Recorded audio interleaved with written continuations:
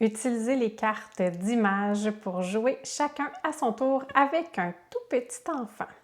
Je suis Audrey Dionne Fournel, orthophoniste audacieuse qui fait sortir l'orthophonie de mon bureau pour la faire entrer dans ton salon. Alors, pour cette 9e journée de mon défi 2025 d'orthophonie avec des cartes d'images, je m'adresse au groupe le plus jeune, donc aux 6-18 mois, mais je te dirais plus autour de 12-15 mois environ, mais évidemment, là, tu vas t'adapter au niveau de développement de ton enfant pour rester dans sa zone proximale de développement.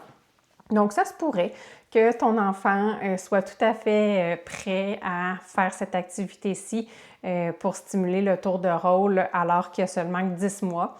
Ou ça se pourrait qu'il soit rendu à 18 mois et peut-être même plus et que tu aies besoin d'adapter l'activité que je vais te proposer. Pourquoi c'est important de parler de tour de rôle?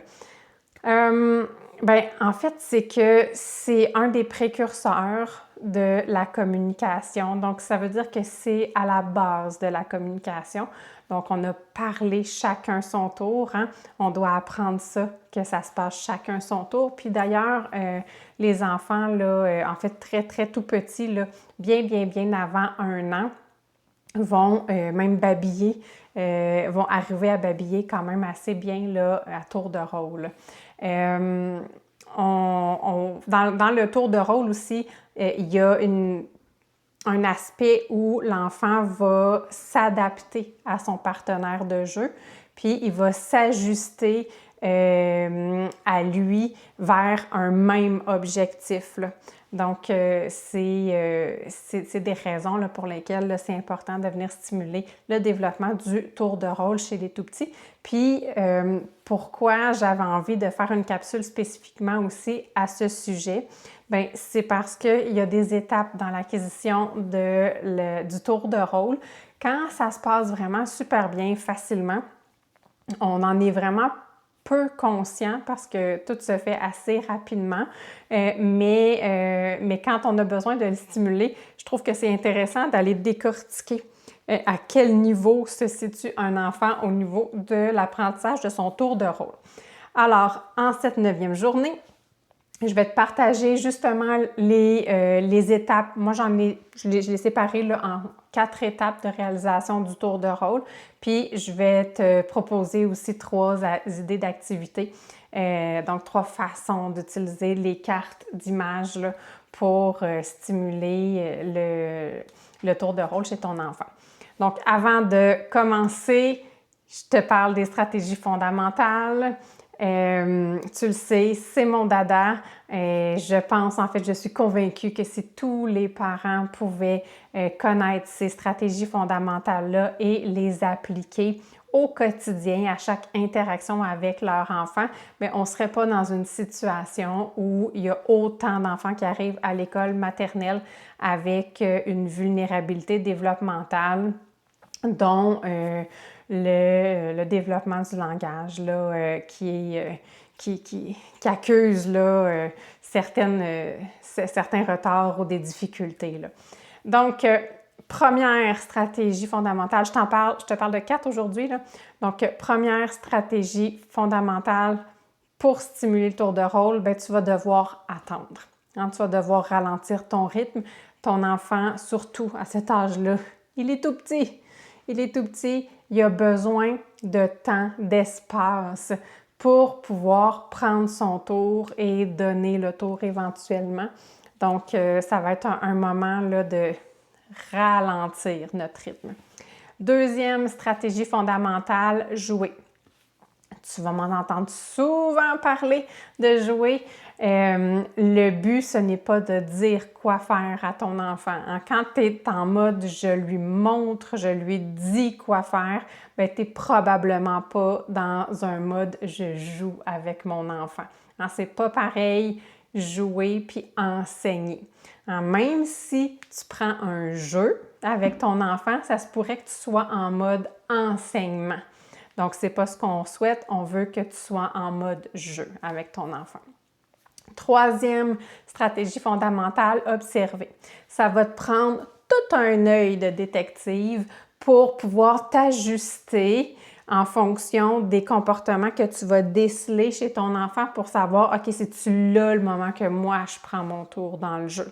Ou bien je dois attendre davantage. OK, c'est-tu là le moment que je fais une action pour essayer de faire en sorte d'inciter mon enfant à prendre son tour sans être en mode gestionnaire, de lui dire quoi faire, là. Donc, ça va prendre beaucoup de finesse et beaucoup d'observation pour détecter les indices là, qui vont t'aider à adopter le bon comportement pour stimuler le tour de rôle chez ton enfant. Et quatrième stratégie fondamentale, bien, ça va être justement de favoriser l'alternance. Puis, pour vrai, là, ça a l'air super simple, là, ce que je te dis là, mais ça va prendre vraiment beaucoup de doigté parce qu'au niveau de l'alternance, ce que ça va donner, en l'alternance, bien, ça fait référence à jouer chacun son tour, hein, faire chacun son tour. Mais là, l'affaire, c'est que ça va être tout en nuance entre attendre, entre prendre son tour, puis le faire assez vite pour que ça crée un rythme chez ton enfant, pour que ce rythme-là puisse justement l'aider à connaître c'est quoi les indices lui-même pour savoir quand est-ce qu'il prend son tour puis quand est-ce qu'il donne son tour. Donc beaucoup de nuances dans les stratégies fondamentales qui va amener ton enfant à savoir c'est à quel moment de prendre son tour sans que tu sois en train de gérer le tour de rôle. Parce que gérer le tour de rôle, ce n'est pas apprendre à prendre son tour ou à donner son tour dans le jeu. Alors, justement, les 4 étapes pour être en mesure de bien respecter un tour de rôle, bien, au départ, hein, il faut que ton enfant soit en mesure d'accepter que tu prennes part à l'activité. Donc, il y a certains enfants pour qui déjà ça, en partant, c'est bien difficile. Là, on ne veut pas que tu viennes t'imposer dans le tour de ton enfant. Puis c'est pour ça aussi que tes stratégies fondamentales là, vont être absolument nécessaires parce que et entre autres le jouer, parce que si ton enfant sent que tu t'en viens gérer son jeu, bien ça se pourrait qu'il te tourne le dos. Je vois souvent ça là, en intervention avec des parents. Il y a des parents qui vont me dire « Ouais, mais mon enfant, moi, il veut jamais que je m'insère dans son jeu, il me repousse ou il se lève puis il s'en va. » Bien, souvent, pas tout le temps, là, mais très souvent, c'est parce que le parent est en mode gestionnaire de jeu. Donc, mais si on est vraiment en mode jouer, puis que ton enfant est toujours en train de changer de place, changer l'orientation de son corps ou bien de tout simplement sacrer son camp parce qu'il s'éloigne de toi pour pas que tu participes à son activité, bien, on a un prérequis à d'abord avoir là, avant de pouvoir aller vraiment stimuler le tour de rôle avec ton enfant, bien, il faut qu'il accepte que tu prennes part à son jeu. Ensuite, une fois que tu peux prendre part au jeu, bien, il faut que ton enfant apprenne à prendre son tour. Là, ça a l'air peut-être un peu bizarre là, parce que souvent, chez les plus vieux, là, on va entendre parler que il n'accepte pas que les autres prennent le tour. Il veut tout le temps que ce soit lui. Là. Donc, il prend évidemment tout le temps son tour, mais il ne donne pas le tour. Mais chez les tout-petits, ça fait partie là, de l'apprentissage de savoir que, OK, je prends mon tour, je fais une action.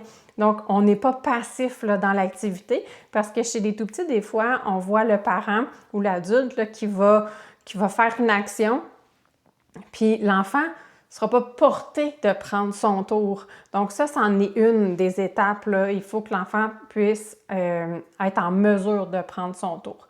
Donc, c'est une étape du développement du tour de rôle. Donc, si ton enfant ne fait pas ça, bien, il va falloir lui apprendre à prendre son tour. Et troisième étape, bien, attendre son tour. Donc, là, c'est vraiment le moment de dire, OK, j'ai pris mon tour, puis là, mon tour va revenir. Donc là, je vais attendre le moment où c'est le temps de prendre mon tour. Et la quatrième étape, bien, ce serait d'être en mesure de donner le tour à quelqu'un d'autre. Donc, non seulement je prends mon tour quand c'est le moment, j'attends pour reprendre mon tour éventuellement, mais une fois que j'ai pris mon tour, ben là, je vais donner un signe comme quoi, moi, mon tour est terminé, puis là, c'est à ton tour, maman, c'est à ton tour, papa. Donc, il va y avoir un signe, là. Ça ne sera pas nécessairement verbal, là. Oui, ça pourrait être verbal, mais ça ne sera pas nécessairement verbal. Maintenant, ça, c'est les 4 étapes que je t'invite à observer dans cette activité-ci, mais je te fais une petite mise en garde. Plus il y a de personnes impliquées dans un tour de rôle, plus ça va être difficile. Donc, c'est pour ça que ça va être important au départ, étant donné qu'on va être avec des tout-petits, ça va être important au départ d'y aller juste à 2. Puis, je te conseille, je te recommande fortement aussi d'y aller avec que ce soit toi qui soit le partenaire de jeu de ton enfant et non un grand frère ou une grande sœur, parce que là, c'est à peu près automatique que tu vas te retrouver en gestionnaire de tour et non, là, tu ne prendras pas une part active là, pour pouvoir donner des modèles puis pouvoir t'ajuster. Là. Le grand frère et la grande sœur ne sera pas en mesure probablement de faire ça, là, à moins que ce soit une très grande sœur et un très grand frère. Donc, on évite de te mettre dans une situation de parent gestionnaire. Et sans plus tarder, les 3 activités que je te propose de faire avec un si jeune enfant avec des cartes d'images. Et là, tu remarqueras que l'idée, ce n'est pas d'apprendre du vocabulaire, ce n'est pas de regarder, le but, c'est pas de regarder les images non plus, mais c'est une introduction aux images dans un but de jouer chacun son tour. Donc, oui, je suis allée sélectionner là, des images d'objets qui sont familiers pour les tout-petits. Là. Donc, une auto, là, tu vois, c'est recto-verso. Puis là, je me dis, ah ouais, j'ai pris un hochet. Mais tu sais, si ton enfant a un hochet, c'est bien correct, là, mais sinon, un bébé. Hein, un bébé. Donc, une auto. Sinon, je me suis dit que beaucoup d'enfants ont un biberon. Des souliers ou des bas. Ça peut être des bas. Le lit, ou ça pourrait être un oreiller aussi. Puis, j'avais choisi un poisson.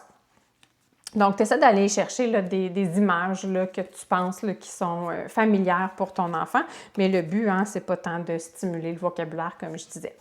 Donc, une des façons bien simples de pouvoir jouer avec les cartes, bien, c'est que là, je mettrais quelques cartes. Là, tu vois, j'en ai pris juste 6, mais ça pourrait être même peut-être 3 ou peut-être seulement 4. Là. Tu vois, un, l'espace que tu as, puis 2, aussi l'attention de ton enfant. Hein. Si plus il y a de cartes, plus il s'y perd, bien, on diminue le nombre de cartes. Puis si c'est l'inverse, s'il y a 2 cartes, bien, on sent qu'on n'a pas suffisamment son attention, bien, on augmente un peu. Donc là, il va falloir vraiment ajuster. Mais pour ça, tu as besoin de ta stratégie fondamentale qui est d'observer le comportement de ton enfant. Donc là, imagine, je vais essayer de me reculer un peu. Imagine qu'ils sont installés. Tiens, je vais en mettre juste 4 là. Donc, peut-être un peu pêle-mêle, là. Mais une idée d'activité, c'est tout simplement taper sur une carte. Puis là, de faire « Oh! » Puis on pourrait faire des bruits. J'ai même pas eu le réflexe, c'est de dire « Bouteille! » C'est pas ça que je veux faire. Hein? C'est juste comme amener l'attention. C'est pour ça que je ferais aussi un bruit avec là. Bouh! Donc, je viendrais taper dessus, puis j'attendrais. Donc, l'idée, ce serait de venir taper à tour de rôle. Fait que probablement que si tu fais ça une couple de fois, bien, ton enfant va avoir envie de venir taper sur une des cartes. Puis là, toi, tu vas pouvoir t'ajuster. Une fois qu'il a tapé, bien là, tu vas te mettre à taper pour amener un tour de rôle. Ça pourrait être simplement aussi de les placer là, soit sur le bord là, du divan d'un pouf, mais ça pourrait être aussi, tu sais, à côté, là, comme ça. Là. Donc, mettons de cette manière-là sur un objet. Mais là, je vais te le faire tout simplement comme ça, puis de faire tomber la carte là. Pouf! puis encore là, de le faire à tour de rôle. Donc, activité pour le tour de rôle.